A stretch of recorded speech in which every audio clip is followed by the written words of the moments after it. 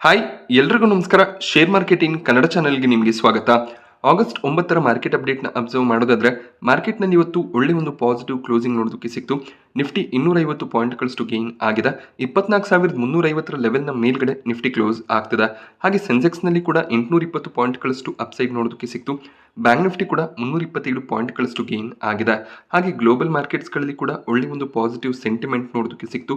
Almost ಎಲ್ಲ ಮಾರ್ಕೆಟ್ಸ್ಗಳು positive ಆಗಿ trade ಆಗಿದೆ. ಸೊ ಗ್ಲೋಬಲ್ ಮಾರ್ಕೆಟ್ಸ್ ಪಾಸಿಟಿವ್ ಇದ್ರೆ ಇಂಡಿಯನ್ ಮಾರ್ಕೆಟ್ಸ್ನಲ್ಲಿ ಕೂಡ ಪಾಸಿಟಿವ್ ಸೆಂಟಿಮೆಂಟ್ ಅನ್ನ ಎಕ್ಸ್ಪೆಕ್ಟ್ ಮಾಡಬಹುದಾಗುತ್ತೆ. ನಿಫ್ಟಿಯ ಟಾಪ್ ಗೇನರ್ಸ್ ಮತ್ತು ಲೂಸರ್ಸ್ ಅನ್ನು ಅಬ್ಸರ್ವ್ ಮಾಡಿದಾಗ ಐಷರ್ ಮೋಟಾರ್ಸ್ ಟಾಪ್ ಗೇನರ್ ಆಗಿತ್ತು. 5.5% ಅಪ್ಸೈಡ್ ಐಷರ್ ಮೋಟಾರ್ಸ್ ನಲ್ಲಿ ನೋಡೋದಕ್ಕೆ ಸಿಕ್ಕಿದೆ. ಕಂಪನಿ ತಮ್ಮ ರಿಸಲ್ಟ್ಸ್ ಅನ್ನು ಡಿಕ್ಲೇರ್ ಮಾಡಿದರೆ ಮಾರ್ಕೆಟ್ ಅವರ್ಸ್ ನಲ್ಲೇ ರಿಸಲ್ಟ್ಸ್ ನೋಡೋದಕ್ಕೆ ಸಿಕ್ತು. Q1 ನಲ್ಲಿ profits year on year 20% increase ಆಗ್ತಿರೋದು ಕಾಣಿಸ್ತದೆ. ಹಾಗೆ ರೆವೆನ್ಯೂಸ್ ಕೂಡ ಇಯರ್ ಆನ್ ಇಯರ್ 10% ಇನ್ಕ್ರೀಸ್ ಆಗಿದೆ. 4,393 ಕೋಟಿಯಷ್ಟು ರೆವೆನ್ಯೂಸ್ ಅನ್ನ ಈ ಒಂದು ಕ್ವಾರ್ಟರ್ನಲ್ಲಿ ಐಷರ್ ಮೋಟಾರ್ಸ್ ಡಿಕ್ಲೇರ್ ಮಾಡಿದರೆ, ಹಾಗೆ ಕಳೆದ ಕ್ವಾರ್ಟರ್ನಲ್ಲಿ 4,256 ಕೋಟಿಯ ರೆವೆನ್ಯೂ ಡಿಕ್ಲೇರ್ ಆಗಿತ್ತು. ಇಯರ್ ಆನ್ ಇಯರ್ ಕೂಡ ರೆವೆನ್ಯೂ ಇನ್ಕ್ರೀಸ್ ಆಗ್ತಿರೋದು ಕಾಣಿಸ್ತದೆ. ಹಾಗೆ ಐಷರ್ ಮೋಟಾರ್ಸ್ ನ ಎಕ್ಸ್ಪೆನ್ಸಸ್ ಕೂಡ ಈ ಒಂದು ಕ್ವಾರ್ಟರ್ನಲ್ಲಿ ಇನ್ಕ್ರೀಸ್ ಆಗಿದೆ. 1,101 ಕೋಟಿ ಅಮೌಂಟ್ ನ ಪ್ರಾಫಿಟ್ಸ್ ಅನ್ನ ಈ ಒಂದು ಕ್ವಾರ್ಟರ್ನಲ್ಲಿ ಐಷರ್ ಮೋಟಾರ್ಸ್ ಡಿಕ್ಲೇರ್ ಮಾಡಿದರೆ, ಲಾಸ್ಟ್ ಕ್ವಾರ್ಟರ್ನಲ್ಲಿ 1,070 ಕೋಟಿಯ ಪ್ರಾಫಿಟ್ ಡಿಕ್ಲೇರ್ ಆಗಿತ್ತು.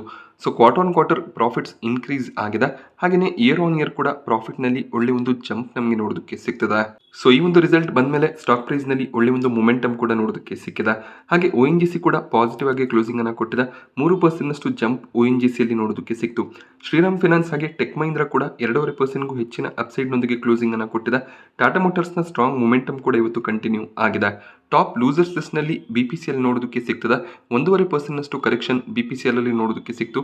ಹಾಗೆ HDFC ಲೈಫ್ ಸ್ಟ್ರಾಂಗ್ ಆಗಿ ಗೇನ್ ಆಗ್ತಿತ್ತು. ಹೈಯರ್ ಲೆವೆಲ್ ನಿಂದ ಸ್ವಲ್ಪ ಪ್ರಾಫಿಟ್ ಬುಕಿಂಗ್ ಬಂದಿದೆ. ಕೋಟಕ್ ಮಹೀಂದ್ರ ಬ್ಯಾಂಕ್, ಸನ್ ಫಾರ್ಮಾ, ಡಿವಿಸ್ ಲ್ಯಾಬ್ ಫ್ಲಾಟ್ ಆಗಿ ಕ್ಲೋಸಿಂಗ್ ಅನ್ನು ಕೊಟ್ಟಿದೆ. ಗ್ರಾಸಿಮ್ ಇಂಡಸ್ಟ್ರೀಸ್ ಕೂಡ ಇವತ್ತು ತಮ್ಮ ರಿಸಲ್ಟ್ಸ್ ಅನ್ನು ಡಿಕ್ಲೇರ್ ಮಾಡಿದರೆ, ಬೆಳಗಿನ ಸೆಷನ್ ಅಲ್ಲಿ ಪಾಸಿಟಿವ್ ಆಗಿ ಗ್ರಾಸಿಮ್ ಟ್ರೇಡ್ ಆಗ್ತಿತ್ತು. ಸೊ ಅದಾದ್ಮೇಲೆ 2 ಗಂಟೆಯ ನಂತರ ಸ್ವಲ್ಪ ಸೆಲ್ಲಿಂಗ್ ಪ್ರೆಷರ್ ನೋಡೋದಕ್ಕೆ ಸಿಕ್ಕಿದೆ. ಗ್ರಾಸಿಮ್ ಇಂಡಸ್ಟ್ರೀಸ್ ಈ ಒಂದು ಕ್ವಾರ್ಟರ್ ನಲ್ಲಿ ಕೂಡ ಲಾಸ್ ಅನ್ನು ಡಿಕ್ಲೇರ್ ಮಾಡಿದ್ದಾರೆ. 52 ಕೋಟಿಯ ಲಾಸ್ ಈ ಕ್ವಾರ್ಟರ್ ನಲ್ಲಿ ಡಿಕ್ಲೇರ್ ಆಗಿದೆ. ಲಾಸ್ಟ್ ಕ್ವಾರ್ಟರ್ ನಲ್ಲಿ 441 ಕೋಟಿಯ ಲಾಸ್ ಡಿಕ್ಲೇರ್ ಆಗಿತ್ತು. ಬಟ್ ಇಲ್ಲಿ ಅದರ್ ಎಕ್ಸ್ಪೆನ್ಸಸ್ 455 ಕೋಟಿಯಷ್ಟು ಇತ್ತು. ಆ ರೀಸನ್ ಇಂದ ಲಾಸ್ಟ್ ಕ್ವಾರ್ಟರ್ ನಲ್ಲಿ ಲಾಸ್ ನೋಡೋದಕ್ಕೆ ಸಿಕ್ಕಿತ್ತು. ಬಟ್ ಈ ಬಾರಿ ಆ ರೀತಿಯ ಯಾವುದೇ ರೀತಿಯ ಲಾಸಸ್ ಇಲ್ಲ. ಎಕ್ಸ್ಪೆನ್ಸಸ್ ಇನ್ಕ್ರೀಸ್ ಆಗ್ತಿರೋದ್ರಿಂದ ಕಂಪನಿಯ ಆಪರೇಟಿಂಗ್ ಪ್ರಾಫಿಟ್ ಫಾಲ್ ಆಗಿದೆ.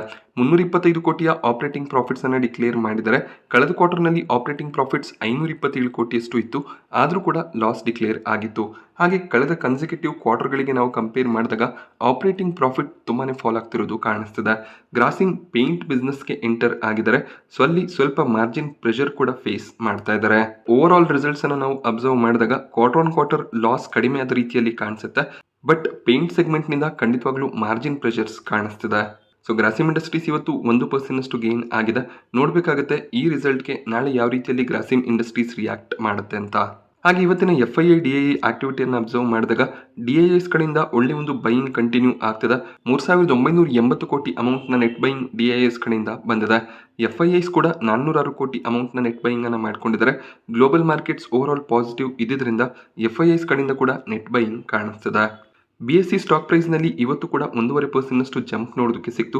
ನಿನ್ನೆ ಒಳ್ಳೆ ಒಂದು ಕ್ವಾರ್ಟರ್ಲಿ ರಿಸಲ್ಟ್ ಅನ್ನ ಕಂಪನಿ ಡಿಕ್ಲೇರ್ ಮಾಡಿದ್ರು. ಸೊ ಪಾಸಿಟಿವ್ ಮೊಮೆಂಟಮ್ ಕಂಟಿನ್ಯೂ ಆಗ್ತಿರೋದು ಕಾಣಿಸ್ತದೆ. ಹಾಗೆ ಸೆಬಿ FNO ಸೆಗ್ಮೆಂಟ್ ನಲ್ಲಿ ಕೆಲವೊಂದಿಷ್ಟು ಚೇಂಜಸ್ ಅನ್ನ ಮಾಡಬಹುದು.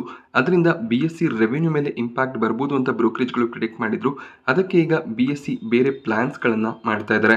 ಅವರು ಗೋಲ್ಡ್ ಮತ್ತೆ ಸಿಲ್ವರ್ ಫ್ಯೂಚರ್ ಕಾಂಟ್ರಾಕ್ಟ್ಸ್ ಗಳನ್ನ ಲಾಂಚ್ ಮಾಡುವಂತ ಪ್ಲಾನ್ಸ್ ಅನ್ನ ಮಾಡ್ತಿದ್ದಾರೆ. ಈಗ ಸದ್ಯಕ್ಕೆ ಕೇವಲ MCX ಎಕ್ಸ್ಚೇಂಜ್ ನಲ್ಲಿ ಮಾತ್ರ ಗೋಲ್ಡ್, ಸಿಲ್ವರ್ ಅಥವಾ ಬೇರೆ ಕಮೋಡಿಟಿಗಳ ಫ್ಯೂಚರ್ ಕಾಂಟ್ರಾಕ್ಟ್ಸ್ ಅವೈಲೇಬಲ್ ಇರುತ್ತೆ. ಈಗ BSE ಈ ಒಂದು ಸೆಗ್ಮೆಂಟ್ ಗೆ ಎಂಟ್ರಿಯನ್ನ ಕೊಟ್ರೆ, ಸೊ ಅದು MCX ನ ಮೇಲೆ ಕೂಡ ಸ್ವಲ್ಪ ಪ್ರೆಷರ್ ಅನ್ನ ತರುವಂತ ಚಾನ್ಸಸ್ ಇದೆ. ಸೊ ಫ್ಯೂಚರ್ ಅಂಡ್ ಆಪ್ಷನ್ಸ್ ನಲ್ಲಿ ಸೆಬಿ ತರುವಂತ ಚೇಂಜಸ್ ಗಳನ್ನ ಅಕಾಮಡೇಟ್ ಮಾಡ್ಕೊಳ್ಳೋದಕ್ಕೆ BSE ಈ ಒಂದು ಡಿಸಿಷನ್ ಅನ್ನ ತಗೋತಿದ್ದಾರೆ. BSE ಗೆ ಇದು ಪಾಸಿಟಿವ್ ಆಗಿರುತ್ತೆ. ಬಟ್ BSE ಈ ಸೆಗ್ಮೆಂಟ್ ಗೆ ಎಂಟರ್ ಆದಾಗ MCX ನಲ್ಲಿ ಸ್ವಲ್ಪ ಮಾರ್ಜಿನ್ ಪ್ರೆಷರ್ಸ್ ನೋಡೋದಕ್ಕೆ ಸಿಗಬಹುದು. ಈಗ ಕಮಾಡಿಟಿ ಫ್ಯೂಚರ್ ಮಾರ್ಕೆಟ್ ಶೇರ್ ಅನ್ನು ನಾವು ಅಬ್ಸರ್ವ್ ಮಾಡಿದಾಗ MCX 98% ಮಾರ್ಕೆಟ್ ಶೇರ್ ಅನ್ನು ಹೋಲ್ಡ್ ಮಾಡ್ತಾರೆ. BSE ಕೂಡ ಈ ಸೆಗ್ಮೆಂಟ್ ಗೆ ಎಂಟರ್ ಆದಾಗ ಸ್ವಲ್ಪ ಮಾರ್ಕೆಟ್ ಶೇರ್ ಅನ್ನ ಕಮಾಂಡ್ ಮಾಡುವಂತ ಚಾನ್ಸಸ್ ಇದೆ. ಹಾಗೆ BSE ಒಳ್ಳೆ ಒಂದು ಕಸ್ಟಮರ್ ಬೇಸ್ ಅನ್ನ ಹೊಂದಿದೆ. ಆದ್ರಿಂದ BSE gold and silver segment ನಲ್ಲಿ ಸಾಕಷ್ಟು ಮಾರ್ಕೆಟ್ ಶೇರನ್ನು ಕ್ಯಾಪ್ಚರ್ ಮಾಡ್ಕೋಬೋದು.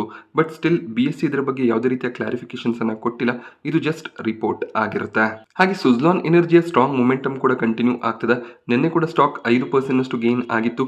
ಇವತ್ತು ಕೂಡ 5% ಅಪ್ಪರ್ ಸರ್ಕ್ಯೂಟ್ ನೋಡೋದಕ್ಕೆ ಸಿಗ್ತದೆ. ಕಂಪನಿ ಸ್ಟ್ರಾಂಗ್ ಬಿಸ್ನೆಸ್ ಅನ್ನ ಮಾಡ್ತಿದ್ದಾರೆ. ಕಂಪನಿಯ ಮಾರ್ಕೆಟ್ ಕ್ಯಾಪ್ 1 ಲಕ್ಷ ಕೋಟಿ ದಾಟಿದೆ. 99ನೇ ಕಂಪನಿ ಆಗಿರುತ್ತೆ ಈ ಒಂದು ಮಾರ್ಕ್ ಅನ್ನ ಅಚೀವ್ ಮಾಡ್ತಿರೋದು. ಹಾಗೆ ಸ್ಟ್ರಾಂಗ್ ಅಕ್ವಿಸಿಷನ್ಸ್ ಗಳನ್ನ ಕೂಡ ರೀಸೆಂಟ್ ಆಗಿ ಸುಜ್ಲಾನ್ ಮಾಡಿದ್ರು. ಅದರಿಂದ ಬ್ರೋಕರೇಜ್ ಗಳು ಟಾರ್ಗೆಟ್ ಅನ್ನ ಕೂಡ ಇನ್ಕ್ರೀಸ್ ಮಾಡಿದ್ರು. ಟ್ರೆಂಡ್ ಸ್ಟಾಕ್ ಪ್ರೈಸ್ ನಲ್ಲಿ ಕೂಡ ಇವತ್ತು 12% ಜಂಪ್ ನೋಡೋದಕ್ಕೆ ಸಿಕ್ಕಿದೆ. ಟ್ರೆಂಡ್ ಕಡೆಯಿಂದ ಕೂಡ Q1 ರಿಸಲ್ಟ್ಸ್ ನೋಡೋದಕ್ಕೆ ಸಿಗ್ತದೆ. Profit year on year double ಆಗ್ತಿರೋದು ಕಾಣಿಸ್ತದೆ. 393 ಕೋಟಿ ಪ್ರಾಫಿಟ್ಸ್ ಅನ್ನ ಟ್ರೆಂಡ್ ಈ ಒಂದು ಕ್ವಾರ್ಟರ್ ನಲ್ಲಿ ಡಿಕ್ಲೇರ್ ಮಾಡಿದ್ದಾರೆ. ಬ್ರೋಕರೇಜ್ಗಳ ಎಸ್ಟಿಮೇಷನ್ಸ್ ಏನಿತ್ತು ಅದಕ್ಕಿಂತ ಒಳ್ಳೆ ಒಂದು ಪ್ರಾಫಿಟ್ ಗ್ರೋತ್ ನಮಗೆ ನೋಡೋದಕ್ಕೆ ಸಿಕ್ಕಿದೆ. ಬ್ರೋಕರೇಜ್ಗಳು 294 ಕೋಟಿ ಅರೌಂಡ್ ಅಲ್ಲಿ ಪ್ರಾಫಿಟ್ಸ್ ಬರ್ಬೋದು ಅಂತ ಪ್ರಿಡಿಕ್ಟ್ ಮಾಡಿದ್ರು. ಹಾಗೆ ಟ್ರೆಂಡ್ ನ revenue year on year quarter increase ಆಗ್ತಿರೋದು ಕಾಣಿಸ್ತದೆ. ಓವರ್ ಆಲ್ 391 ಕೋಟಿ ಪ್ರಾಫಿಟ್ಸ್ ಅನ್ನ ಡಿಕ್ಲೇರ್ ಮಾಡಿದ್ದಾರೆ. ಲಾಸ್ಟ್ ಕ್ವಾರ್ಟರ್ ನಲ್ಲಿ 712 ಕೋಟಿಯ ಪ್ರಾಫಿಟ್ ಡಿಕ್ಲೇರ್ ಆಗಿತ್ತು. ಬಟ್ ಅದಕ್ಕೆ ರೀಸನ್ ಅದರ್ ಇನ್ಕಮ್ ಆಗಿರುತ್ತೆ. ಅದರ್ ಇನ್ಕಮ್ಸ್ 695 ಕೋಟಿಯಷ್ಟು ಡಿಕ್ಲೇರ್ ಆಗಿತ್ತು. ಬಟ್ ಈ ಕ್ವಾರ್ಟರ್ ನಲ್ಲಿ ಕೇವಲ 102 ಕೋಟಿಯ ಅದರ್ ಇನ್ಕಮ್ ಡಿಕ್ಲೇರ್ ಆಗಿದೆ. ಆದ್ರಿಂದ ಕ್ವಾರ್ಟರ್ ಕೂಡ ನಮಗೆ ಪ್ರಾಫಿಟ್ ಇನ್ಕ್ರೀಸ್ ಆಗ್ತಿರೋದು ಕಾಣಿಸ್ತದೆ. ಸೊ ಒಳ್ಳೆ ಒಂದು ಬಿಸ್ನೆಸ್ ಅನ್ನ ಟ್ರೆಂಡ್ ಮಾಡ್ತಿದ್ದಾರೆ. ಹಾಗೆ ಟ್ರೆಂಡ್ ನಿಫ್ಟಿ 50ಗೆ ಕೂಡ ಎಂಟರ್ ಆಗ್ಬೋದು ಅನ್ನುವಂಥ ಒಂದು ನ್ಯೂಸ್ ಇದೆ. ಆ ರೀತಿಯಲ್ಲಿ ನಿಫ್ಟಿ 50ಗೆ ಎಂಟರ್ ಆದ್ರೆ ಇನ್ನಷ್ಟು ಇನ್ಫ್ಲೋ ಟ್ರೆಂಡ್ ಅಲ್ಲಿ ಎಕ್ಸ್ಪೆಕ್ಟೆಡ್ ಇರುತ್ತೆ. ಓಲಾ ಎಲೆಕ್ಟ್ರಿಕ್ ಇವತ್ತು ಮಾರ್ಕೆಟ್ನಲ್ಲಿ ಲಿಸ್ಟ್ ಆಗಿದೆ. ನಿನ್ನೆ ನೆಗೆಟಿವ್ ಪ್ರೀಮಿಯಂ ನೋಡೋದಕ್ಕೆ ಸಿಗ್ತಿತ್ತು. ಕಂಪನಿ 76ರ ಪ್ರೈಸ್ ಅನ್ನು ಸೆಟ್ ಮಾಡಿದ್ರು. ಅದೇ ಒಂದು ಪ್ರೈಸ್ ನಲ್ಲಿ ಕಂಪನಿ ಮಾರ್ಕೆಟ್ನಲ್ಲಿ ಲಿಸ್ಟ್ ಆಗಿದೆ. ಲಿಸ್ಟ್ ಆದ್ಮೇಲೆ ಒಳ್ಳೆ ಒಂದು ಪಾಸಿಟಿವ್ ಬೈಯಿಂಗ್ ಎಮರ್ಜ್ ಆಗಿದೆ. ಸೊ ಎಲೆಕ್ಟ್ರಿಕ್ ವೆಹಿಕಲ್ ಸೆಗ್ಮೆಂಟ್ ನಲ್ಲಿ ಕೆಲಸ ಮಾಡ್ತಿರುವಂತಹ ಕಂಪನಿ ಆಗಿರೋದ್ರಿಂದ ಸ್ವಲ್ಪ ಡಿಮ್ಯಾಂಡ್ ಮಾರ್ಕೆಟ್ ನಲ್ಲಿ ಲಿಸ್ಟ್ ಆದ್ಮೇಲೆ ನೋಡೋದಕ್ಕೆ ಸಿಕ್ಕಿದೆ. ಹಾಗೆ ಇವತ್ತು ಮಾರ್ಕೆಟ್ಸ್ ಪಾಸಿಟಿವ್ ಕೂಡ ಇದ್ದಿದ್ರಿಂದ ಓಲಾ ಎಲೆಕ್ಟ್ರಿಕ್ ನಲ್ಲಿ ಒಳ್ಳೆ ಒಂದು ಬೈಯಿಂಗ್ ಎಮರ್ಜ್ ಆಗಿದೆ. 20% ನ ಅಪ್ಪರ್ ಸರ್ಕ್ಯೂಟ್ ನೊಂದಿಗೆ ಓಲಾ ಎಲೆಕ್ಟ್ರಿಕ್ ಕ್ಲೋಸಿಂಗ್ ಅನ್ನು ಕೊಟ್ಟಿದೆ. 91ರ ಪ್ರೈಸ್ ನಲ್ಲಿ ಈಗ ಓಲಾ ಎಲೆಕ್ಟ್ರಿಕ್ ಟ್ರೇಡ್ ಆಗ್ತದೆ. ಸೊ ಲಾಂಗ್ ಟರ್ಮ್ ನ ಪರ್ಸ್ಪೆಕ್ಟಿವ್ ಇದ್ರೆ ಆಲ್ರೆಡಿ ನೀವು ಶೇರ್ಸ್ ಗಳನ್ನ ಬೈ ಮಾಡ್ಕೊಂಡಿರ್ತೀರಾ. ಲಾಂಗ್ ಟರ್ಮ್ ನ ಪರ್ಸ್ಪೆಕ್ಟಿವ್ ಇಟ್ಕೊಂಡು ಶೇರ್ಸ್ ಗಳನ್ನ ಕಂಟಿನ್ಯೂ ಮಾಡಬಹುದಾಗುತ್ತೆ. ಫ್ರೆಶ್ ಆಗಿ ಎಂಟ್ರಿಯನ್ನು ತಗೋತೀರಾ ಅಂದ್ರೆ ಸೊ ಹೈಯರ್ ಲೆವೆಲ್ ನಿಂದ ಪ್ರಾಫಿಟ್ ಬುಕಿಂಗ್ ಬರುವಂತ ಚಾನ್ಸಸ್ ಗಳು ಕೂಡ ಇರುತ್ತೆ. ಅದನ್ನ ಗಮನದಲ್ಲಿ ಇಟ್ಕೊಂಡು ಬೈಯಿಂಗ್ ಅನ್ನ ಮಾಡಬೇಕಾಗುತ್ತೆ. ಹಾಗೆ ಓಲಾ ಎಲೆಕ್ಟ್ರಿಕ್ ಒಂದು ಲಾಸ್ ಮೇಕಿಂಗ್ ಬಿಸ್ನೆಸ್ ಕೂಡ ಆಗಿರುತ್ತೆ. ಫಸ್ಟ್ ಕ್ರೈನಲ್ಲಿ ಗ್ರೇ ಮಾರ್ಕೆಟ್ ಪ್ರೀಮಿಯಂ ಸ್ವಲ್ಪ ಇನ್ಕ್ರೀಸ್ ಆಗಿದೆ. ಮಾರ್ಕೆಟ್ಸ್ ರಿಕವರ್ ಆಗ್ತಿರೋದ್ರಿಂದ ಪ್ರೀಮಿಯಂನಲ್ಲಿ ಜಂಪ್ ನೋಡೋದಕ್ಕೆ ಸಿಕ್ಕಿದೆ. ಈ IPO ಅಲಾಟ್ಮೆಂಟ್ ಇವತ್ತು ಸಂಜೆ ಅಥವಾ ನಾಳೆ ಬೆಳಿಗ್ಗೆ ಎಕ್ಸ್ಪೆಕ್ಟೆಡ್ ಇರುತ್ತೆ. ಮಂಗಳವಾರ ಫಸ್ಟ್ ಕ್ರೈ ಮಾರ್ಕೆಟ್ನಲ್ಲಿ ಲಿಸ್ಟ್ ಆಗುತ್ತೆ. ಹಾಗೆ ಯೂನಿಕಾಮರ್ಸ್ ನಲ್ಲಿ ಕೂಡ ಪ್ರೀಮಿಯಂ ಇನ್ಕ್ರೀಸ್ ಆಗಿದೆ. 60 ರೂಪಾಯಿಯ ಪ್ರೀಮಿಯಂ ನೋಡೋದಕ್ಕೆ ಸಿಗ್ತದೆ. 55% ಲಿಸ್ಟಿಂಗ್ ಇನ್ ಎಕ್ಸ್ಪೆಕ್ಟೇಷನ್ ಇರುತ್ತೆ. ಈ ಒಂದು IPO ಕೂಡ ಅಷ್ಟೇ ಮಂಗಳವಾರ ಮಾರ್ಕೆಟ್ನಲ್ಲಿ ಲಿಸ್ಟ್ ಆಗುತ್ತೆ. ಜೂನ್ ತಿಂಗಳಲ್ಲಿ ಈಕ್ವಿಟಿ ಮ್ಯೂಚುವಲ್ ಫಂಡ್ಗಳಲ್ಲಿ 40,000 ಕೋಟಿಗೂ ಹೆಚ್ಚಿನ ಇನ್ವೆಸ್ಟ್ಮೆಂಟ್ ನೋಡೋದಕ್ಕೆ ಸಿಕ್ಕಿತು. ಜುಲೈ ತಿಂಗಳಲ್ಲಿ ಆ ಫಿಗರ್ಸ್ ಸ್ವಲ್ಪ ಫಾಲ್ ಆಗ್ತಿರೋದು ಕಾಣಿಸ್ತಿದೆ. 37,113 ಕೋಟಿಯಷ್ಟು ಇನ್ವೆಸ್ಟ್ಮೆಂಟ್ ಈಕ್ವಿಟಿ ಮ್ಯೂಚುವಲ್ ಫಂಡ್ಗಳಲ್ಲಿ ಬಂದಿದೆ. ಬಟ್ SIP ಫ್ಲೋ ಇನ್ಕ್ರೀಸ್ ಆಗ್ತಿರೋದು ಕಾಣಿಸ್ತಿದೆ. 21,262 ಕೋಟಿ ಇನ್ಫ್ಲೋ ಜೂನ್ ತಿಂಗಳಲ್ಲಿ ಬಂದಿತ್ತು. ಜುಲೈನಲ್ಲಿ ಅದು 23,332 ಕೋಟಿಗೆ ಇನ್ಕ್ರೀಸ್ ಆಗಿದೆ. ಸೊ ಯಾರೆಲ್ಲ SIPಗಳಲ್ಲಿ ಇನ್ವೆಸ್ಟ್ಮೆಂಟ್ ಅನ್ನು ಮಾಡ್ತಿರ್ತಾರೆ ಅವರ ಇನ್ವೆಸ್ಟ್ಮೆಂಟ್ ಜರ್ನಿ ಕಂಟಿನ್ಯೂ ಆಗ್ತಿರುತ್ತೆ. ಬಟ್ ಯಾರೆಲ್ಲ ಮಾರ್ಕೆಟ್ನಲ್ಲಿ ಕರೆಕ್ಷನ್ಗೆ ವೆಯ್ಟ್ ಮಾಡ್ತಿರ್ತಾರೆ ಅವರು ಮಾರ್ಕೆಟ್ನಲ್ಲಿ ತುಂಬಾನೇ ಡೌನ್ಫಾಲ್ ಇದ್ದಾಗ ಒಂದೇ ಸರಿ ಲಂಸಮ್ ಅಮೌಂಟ್ ಅನ್ನು ಇನ್ವೆಸ್ಟ್ ಮಾಡ್ತಾರೆ. ಅದಾದ್ಮೇಲೆ ಮಾರ್ಕೆಟ್ನಲ್ಲಿ ಪಾಸಿಟಿವ್ ಸೆಂಟಿಮೆಂಟ್ ಇದ್ದಾಗ ಅವರು ಮಾರ್ಕೆಟ್ ಕರೆಕ್ಷನ್ಸ್ಗೋಸ್ಕರ ವೆಯ್ಟ್ ಮಾಡ್ತಿರ್ತಾರೆ. ಸೊ ಜುಲೈ ತಿಂಗಳಲ್ಲಿ ಆಲ್ಮೋಸ್ಟ್ ಮಾರ್ಕೆಟ್ಸ್ ಪಾಸಿಟಿವ್ ಆಗಿ ಟ್ರೇಡ್ ಆಗ್ತಿತ್ತು. ಸೊ ಆಗಸ್ಟ್ ತಿಂಗಳಲ್ಲಿ ಮತ್ತೆ ಈಕ್ವಿಟಿ ಫಂಡ್ಗಳಲ್ಲಿ ಇನ್ಫ್ಲೋಸ್ ಇನ್ಕ್ರೀಸ್ ಆಗುವಂತ ಚಾನ್ಸಸ್ ಇರುತ್ತೆ. ಬಟ್ SIP ಮಾಡೋರು ಆ ರೀತಿ ಆಗಿರೋದಿಲ್ಲ. SIP ಮಾಡೋರು ನಾರ್ಮಲ್ ಆಗಿ ತಮ್ಮ ಒಂದು SIP ಡೇಟ್ ಏನಿರುತ್ತೆ ಆ ಒಂದು ದಿನದಂದು SIP ಅನ್ನ ಸೆಟ್ ಮಾಡ್ಕೊಂಡಿರ್ತಾರೆ. ಸೊ ನಾರ್ಮಲ್ ಆಗಿ ಅಮೌಂಟ್ ಕಟ್ ಆಗ್ತಾ ಹೋಗ್ತಿರುತ್ತೆ. ಮಾರ್ಕೆಟ್ನಲ್ಲಿ ಯಾವ ರೀತಿಯ ಮೊಮೆಂಟಮ್ ಇದೆ ಸೊ ಅದು ಅವ್ರಿಗೆ ಯಾವುದೇ ರೀತಿಯ ಡಿಫ್ರೆನ್ಸ್ ಅನ್ನ ಮಾಡೋದಿಲ್ಲ. ಅವರ ಒಂದು ಇನ್ವೆಸ್ಟ್ಮೆಂಟ್ ಜರ್ನಿ ಏನಿದೆ ಆ ಜರ್ನಿ ಕಂಟಿನ್ಯೂ ಆಗ್ತಿರುತ್ತೆ. ಹಾಗೆ ಪ್ರತಿ ತಿಂಗಳು ಹೊಸದಾಗಿ SIPಸ್ಗಳು ಆ್ಯಡ್ ಕೂಡ ಆಗ್ತಿರುತ್ತೆ. ಆದ್ರಿಂದ SIP ಫಿಗರ್ಸ್ ನಮಗೆ ಇನ್ಕ್ರೀಸ್ ಆಗೋದು ಕಾಣಿಸುತ್ತೆ. ಹಾಗೆ ಹೊನಾಸ ಕನ್ಸ್ಯೂಮರ್ ಮಾಮಾಅರ್ತ್ ಸ್ಟಾಕ್ ಪ್ರೈಸ್ನಲ್ಲಿ ಇವತ್ತು 5% ಕರೆಕ್ಷನ್ ನೋಡೋದಕ್ಕೆ ಸಿಕ್ಕಿದೆ. ಕಂಪನಿ ತಮ್ಮ Q1 ರಿಸಲ್ಟ್ಸ್ ಅನ್ನು ಡಿಕ್ಲೇರ್ ಮಾಡಿದ್ದಾರೆ.